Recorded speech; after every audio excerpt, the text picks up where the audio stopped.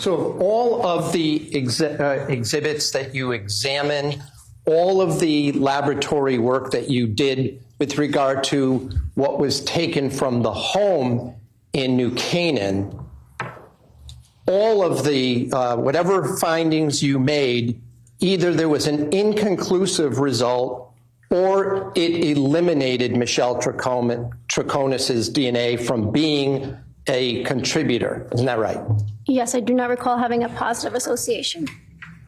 Meaning it was, if there was no positive association, meaning it was a negative association, right? Or inconclusive or insufficient. No, when it came to the, right, either it was insufficient for you to make a conclusion, or it was inconclusive, or she was eliminated, correct? Correct. There was no positive association whatsoever from what was located in the house at 6 Wells Lane, correct? Correct. And when it came to all of your examination of the Suburban, the Chevy Suburban from New Canaan, all of those results were negative as to Michelle Troconis. Isn't that right? Or insufficient or inconclusive.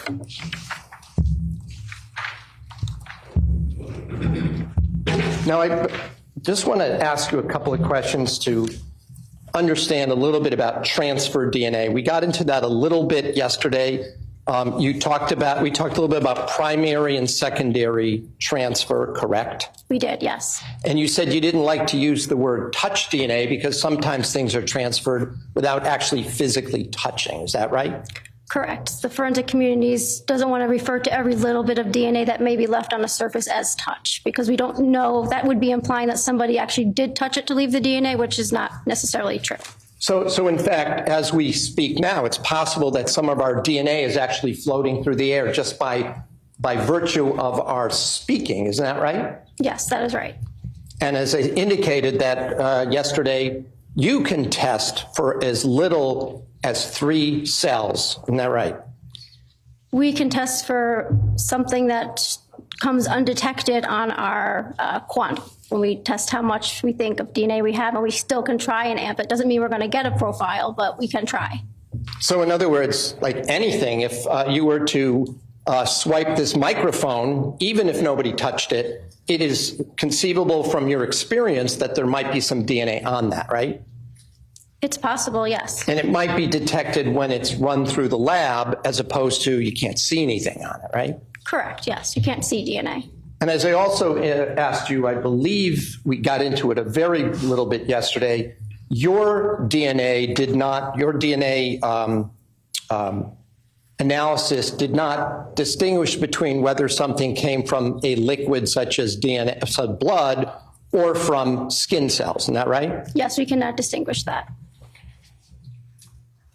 So when we're talking about transfer DNA, would it be likely or at least possible that if one person handed a cake box to another person, that there might be transfer of DNA from the person who's giving the cake box to the person who's receiving? Objection, no foundation for the hypothetical, Judge. That's sustained. If I were to ask you to assume that one person handed a cake box to another person with their bare hands, and the other person accepted that box and then took it into their home, would it be possible that the first person who did the giving of that cake box their DNA would end up in the hands of the second person? I object, no foundation for the hypothetical. Well, the question straddles a hypothetical and just a basic question about transfer DNA. As a hypothetical, it does not accurately reflect a scenario that has been presented. No, but it does. Well, the court has not finished. Yeah. Because the court recalls no evidence about a cake box. So the court sees this not so much as a hypothetical, it fails as a hypothetical, but as a general question about how DNA is transferred. the court will overrule the objection.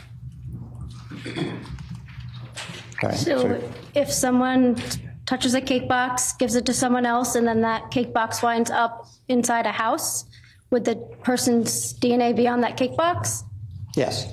Yes, it would, possibly, if he left DNA behind. All right. And would that also, if the person took the cake box in the location where the person, the giver, had been holding the box, is it possible that some of the DNA would also be transferred to the hands of the recipient? That is possible. And if that second person then opened a doorknob, would it be possible that some of the transferred DNA would end up on that I doorknob? object, Your Honor. Well, now this is starting to sound as if the door is being opened to a hypothetical, which has not been sufficiently articulated, so the objection is sustained. Well, I will submit, Your Honor, that there will be this testimony. The fact that this witness is called before that testimony is elicited would not require, if I'm phrasing it in as a hypothetical, and I'm representing there will be this testimony will come at a later date regarding this. Well, the hypothetical would have to begin this way. Assume certain facts, All right. and those facts already should have been introduced. From the assumption of the certain facts, you may add another fact, but those facts can't come down from the heavens as a hypothetical when none of the facts have been introduced.